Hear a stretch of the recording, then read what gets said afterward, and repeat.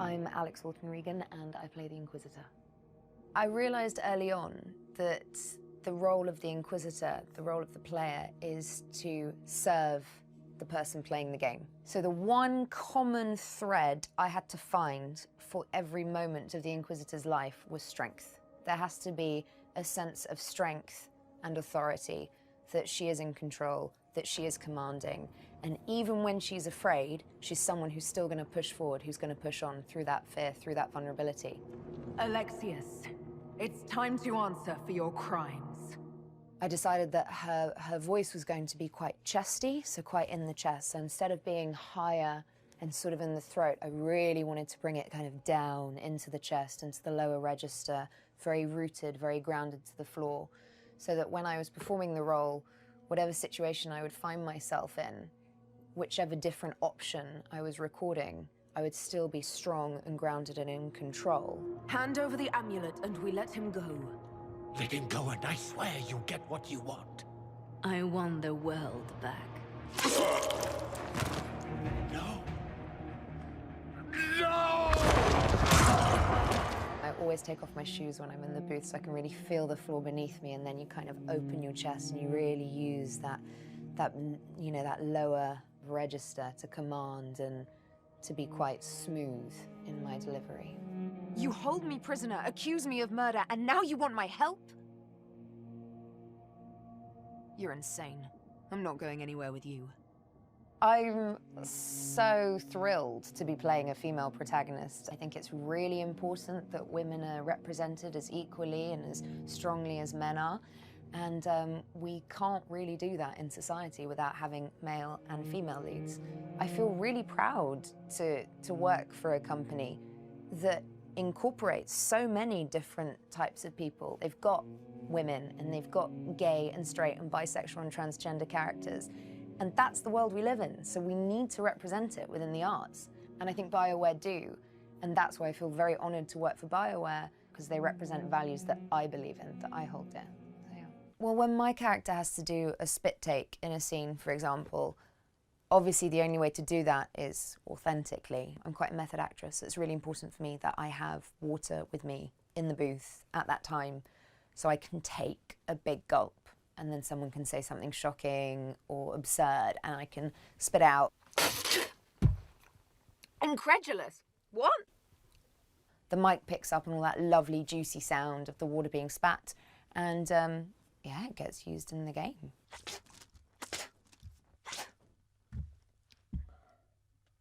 Sorry if you just hold that up. Thanks.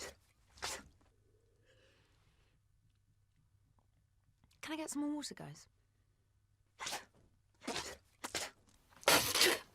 I think it's really important to be as authentic as possible.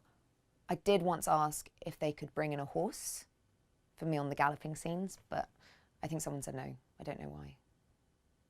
I thought a small Shetland pony would have worked, but they weren't keen. That's it? Okay, great. I think we got it. Thank you. Oh, fabulous.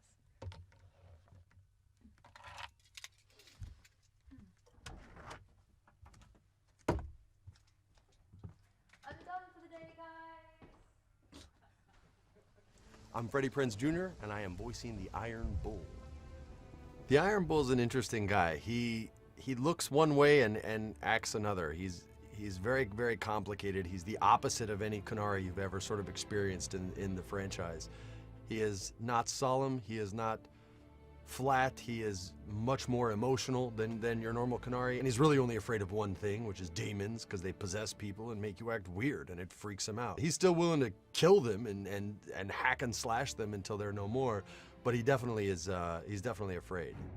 He doesn't have a moral code the way we as mere mortals do. I think he looks at most species as survivalists, and they're willing to do whatever's necessary to survive.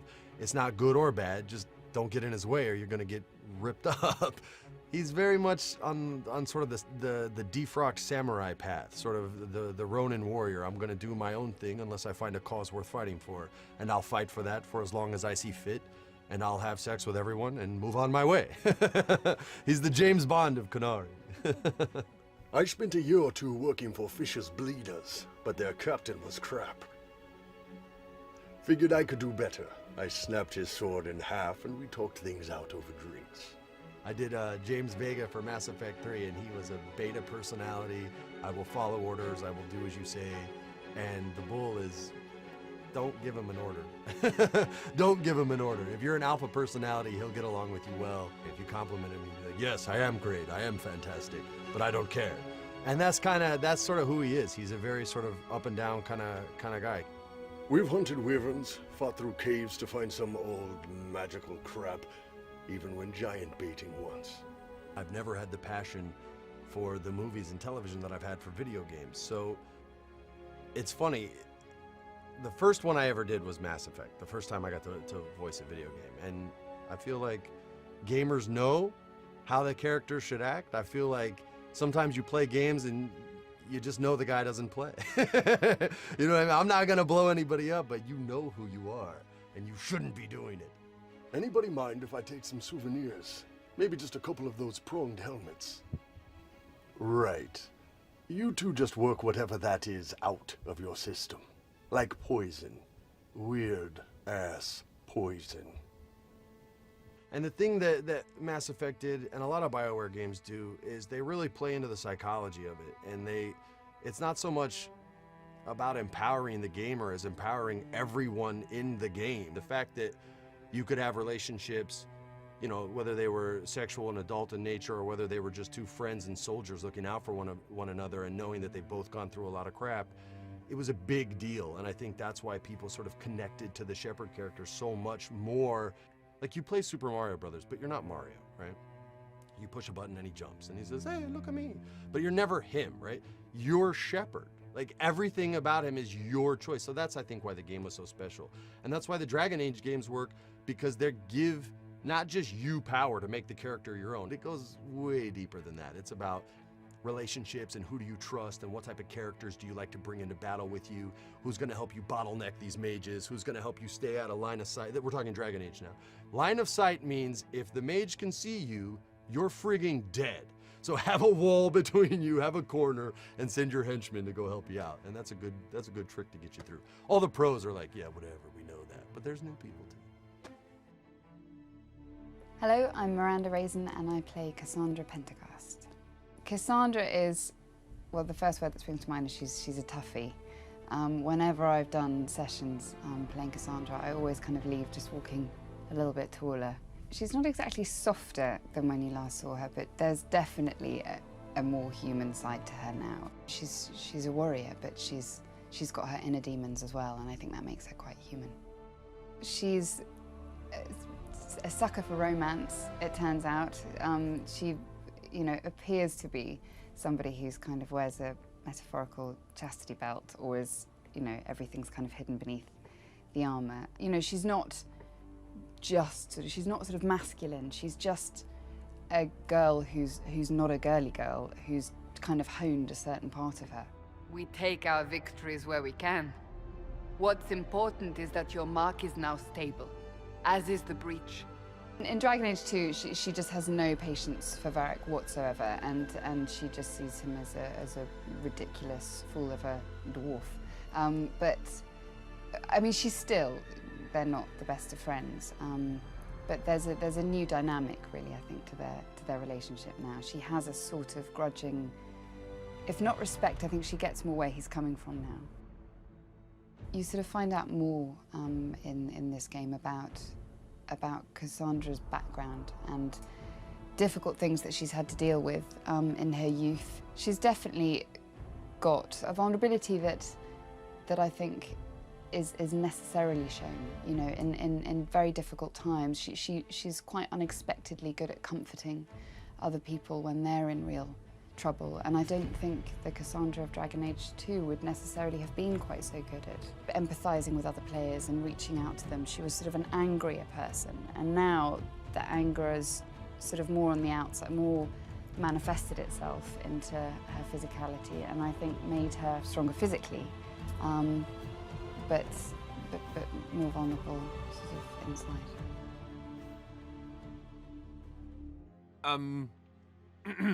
Alistair is the man who really didn't want to be king. He's a fabulous character because he's so conflicted. Like we all are in life, you know, we never want to be doing the things that we're doing. Nobody's ever happy with where they are. They want to be doing something else, and the same applies for Alistair. His insecurity made him human. And there's a tendency in a lot of games to go superhuman, because, hey, we all want to be a superhero, and we kind of want to relate, but the best superheroes are the ones who are insecure. But he's a great character to play because of that, because you don't know which strengths are gonna, you know, which side he's gonna choose in the end. You know, you get to be courageous and sexy and usually get the girl, you know, not like my real life. So yeah, that's why I like to be the hero. Villains can often be a meatier role because they have so much more depth and actually in a conflict, but they're also very confident and sure of themselves. So that's why I like Alistair, because he has kind of a lot of those levels that a villain could, and he could very easily have gone down the wrong path. So we're coming to a point now in Alistair's life where I think he feels like he's done it all, and maybe it's not all done. We'll have to wait and see. I've actually had a really wonderful experience with the fans of Alistair. Steve. They have been sweet and respectful and kind. Steve. May I call you Steve? I think what surprises me the most is if I'm just out somewhere and I will ask someone a question and someone else who's there will go, "Are you Alistair?" Just from my voice. That blows me away. So I've actually found, no, you hear stories about people getting mobbed. I haven't been mobbed yet. I don't know what that feels like. Can I hold your hand? No, you can't. Your hand's really soft. It is. It's very really soft. Do you use moisturizer? They know, you guys know, every single line. I don't. So when stuff gets quoted at me, I have to kind of assume it's a line in the game and kind of laugh and go with it. Right. Alistair doesn't love me. Sometimes it might not be. Sometimes it just might be something weird somebody says to me, but I kind of just go with it, you know. Why? Why don't you love me? Well, it's complicated. I think Alistair is incapable of loving you. That's really why, you know, maybe it's just you. That's what it is. Maybe it's just you. I've got it. Maybe you're not queen material. I should go. But I do know that swooping is bad. I do remember that. Yes, there are t-shirts. Yeah. My name is Kate Mulgrew, and I play the incomparable character of Flemeth. I see her as absolutely transcendent, which means that whatever she is, she can transcend. And she has that power on other people as well. In any given line, she can be playing 3 different emotions with equal importance. She can throw away something as easily as she can throw away a life, and she can reclaim it just as quickly. She's a kind of universal mystical witch. Her power, it seems to me, is infinite and vast. And it encompasses empathy and a kind of strength that brooks no foolishness and no destruction of the world she has spent thousands of years creating. I find her a very compelling character. You can go anywhere vocally. She can go very deep. She can go high. She can go somewhere in her gentleness, and she can go somewhere in her power. So it's a fantastic sort of Stradivarius character. One day someone will summarize the terrible events of your life so quickly. But yes, I was that woman.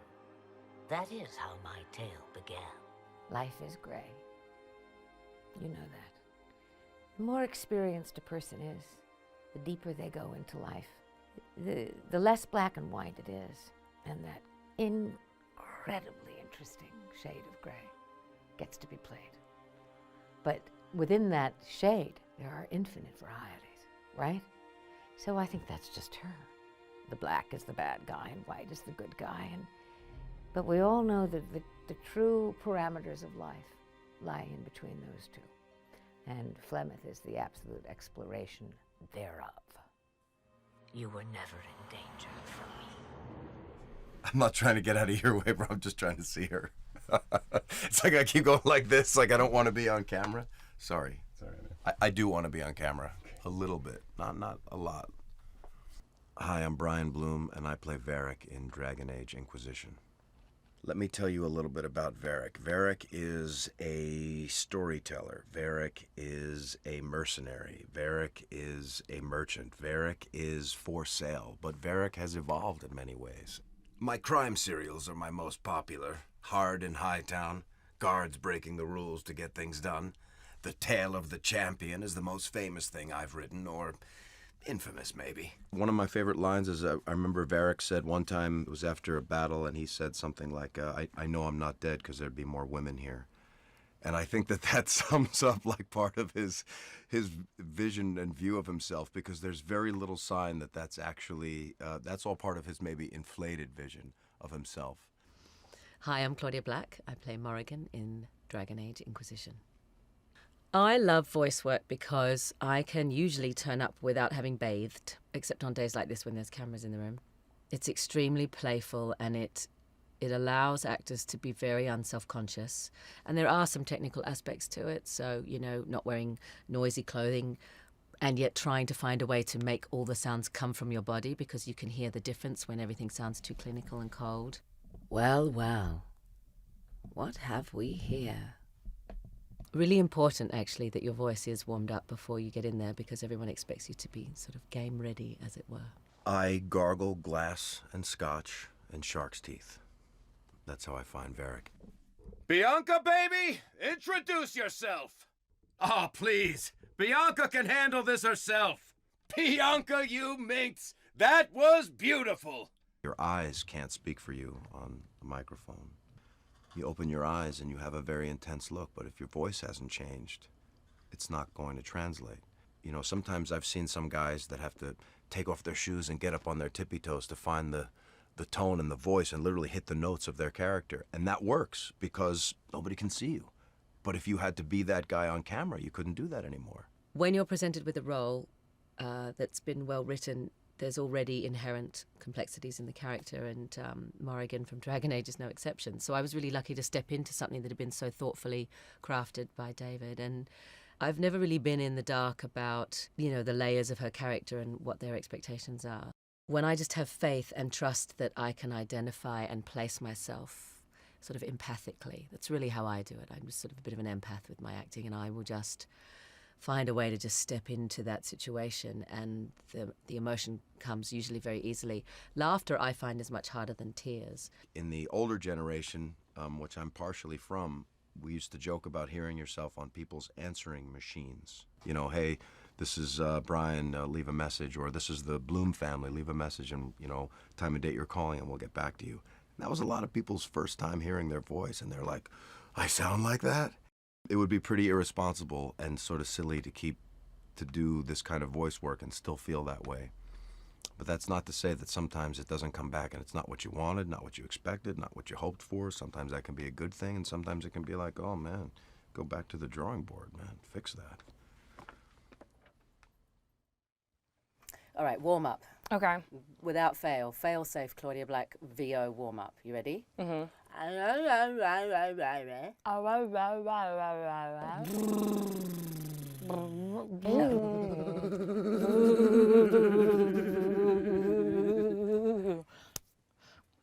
Now do it to me. Do it! Harder. Get your game fist. I need this. I'm going into the ring. I need you to take me seriously. I'm sorry. Do it! Now we're talking. That is how you warm up for a video game.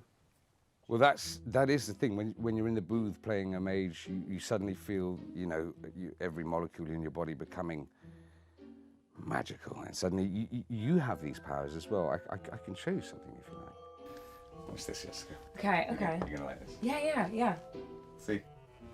Mm-hmm. It just goes on and on. It's almost like an infinity scarf. Does that already exist? No. No. This is a whole new thing, yeah. Yeah. Think of a number between 1 and 10. Okay. 5. Think of another one. 7. Now think of another one. 3. That's the number I was thinking of. You're doing really. I mean, I don't even know how you have time to do this. You're I do it at night. I'm an insomniac, so magic feeds very well into that type of life. If you don't sleep, you learn magic. You see it. Yeah, there it is. Okay, cool.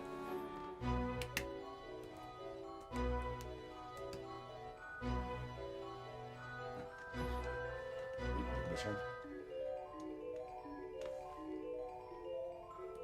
That one. Brilliant! Brilliant. Oh man. You see? Okay. There's something behind you, really. Oh yeah. Oh. Yeah. Yeah. I got it.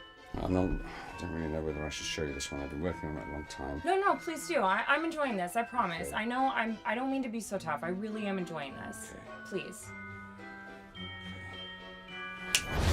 What? Magic. I'm Rosie Bucknell. Well, I'm from Wales, but I live in Yorkshire. I'm Stephen Kelly, and I'm from Edinburgh, Scotland. I'm a mum. I've got 2 little girls. I'm a librarian, and now I'm a voice actress. Oh my God! You guys, welcome to Side UK. Come on in. Are you ready to do some VO? Yeah. Let's go. And I mean, I've never been in a professional studio, and so the fact that the first one was BioWare was just, wow, you know, you can't get better than that. Right, you guys are in Studio 2 today. Do you want to come in and meet the team? Sure. Cool, let's go.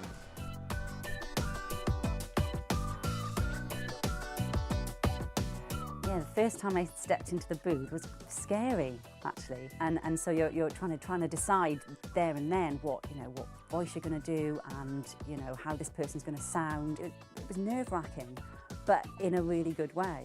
I studied with Adan after he left the service of the King of Ferelden. When I heard interesting gossip, I'd pass word to Liliana. Sometimes it was helpful.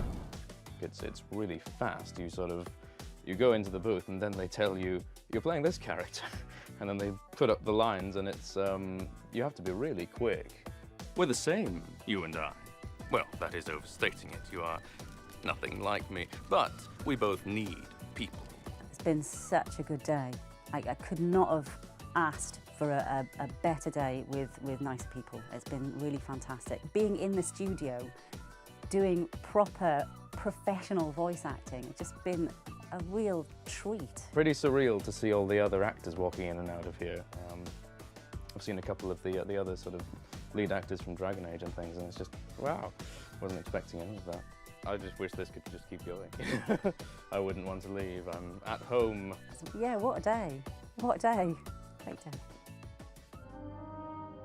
As you move through the deep roads, you're struck by the danger. You could be attacked at any time. It is dark, it is dangerous. It is very mysterious and shadowy, and you never know what's going to be around the corner. The farther that you descend, the more secrets and mysteries arise, and more questions that you have. It has that sense of exploration and like that fantasy of going where no one's been before or have not been in a long time. The Blight came through, and the hordes of Darkspawn basically took over, destroyed much of Dwarven society, turned the Deep Roads from a thriving connection of trade to ruins, essentially, that are just infested by the evil that is the Blight. You've seen the Darkspawn a little bit in Inquisition. You saw them a lot in Origins and a little bit in Dragon Age 2, but this is the first time in Inquisition that you're really facing off against a horde. They're kind of demonic, just from an art direction standpoint. They're pointy, and they're aggressive shapes in their armor and that sort of thing. We want them to look dangerous. The palette for the Darkspawn is so huge. We have all these little pieces that we can put together that actually create different combat situations that you've never experienced before. We really wanted to capture that linear dungeon crawl and infuse it with a good story. You can expect to start at the top, and it's going to be layer, level after level, and it's going to change as you go down.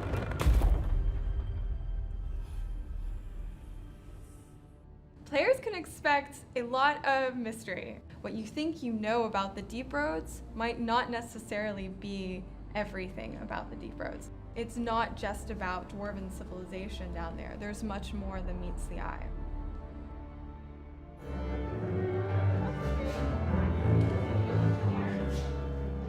Hi, my name is Trevor Morris, and I'm the composer for Dragon Age Inquisition. The idea of the game itself was really the main theme of the music. It wasn't really particular to any one thing. It was an all-encompassing thing. And it has kind of a folk element to it, like almost like a folk song, and then it goes into more of a sweeping melodic type of thing. So it was supposed to be an overall environment musically that the whole game could swim underneath. Dragon Age Inquisition is its own thing. I mean, you know, I'm largely driven by the story, and the visuals are so incredible. And for me, there's an inspiration that comes from that you can't get any other way. I'm forever asking them to send me in-game footage. Play the game and just capture it in video and send it to me, and I loop it on my screen. So I play it in the background and things just happen, and the color and the saturation of color and the movement inspires kind of how I find tempos and things like that. They really wanted me to do something different. So in that sense, it was a fresh start. I mean, it is a franchise, but I got to sort of break free of what had been done in the past and do my own version of it, which has been really refreshing and great for me. Being in Nashville, Nashville's a music town, man. I love that about this town. I was really excited to come here. I've never recorded, never been here before. The studio has stained glass coming through as the sunlight changes through the day, and it's fun to experience the, we called it the Temple of Dragons today is what we called it, I think. I'm just overwhelmed by the emotional quality that I got from all the sections. We did strings on their own, we did brass on their own, and we did choir on their own. To me, choir being the most timeless instrument, it's been around since the dawn of man, obviously. Bringing a choral element to it is really important to me. I love writing for choir, and I thought it was an important part of the language for Dragon Age, and we just finished the choir as the icing on the cake. So you get that gothic, ancient, it's both modern and old at the same time. That's the thing that choir brings that nothing else can do, so I'm really happy we got to do that.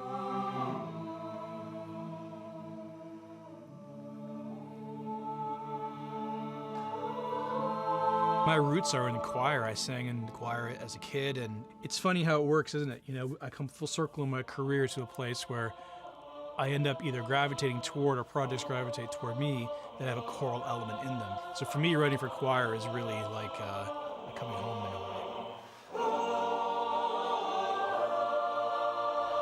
I mean, as a composer, having your score come to life from your head to actual live musicians is always a thrill. And sometimes it's what you expect, sometimes it's not as good as you expect. And in this case, here in Nashville, it just exceeded what I ever hoped it would be. It just sounds amazing, so I'm pretty stoked.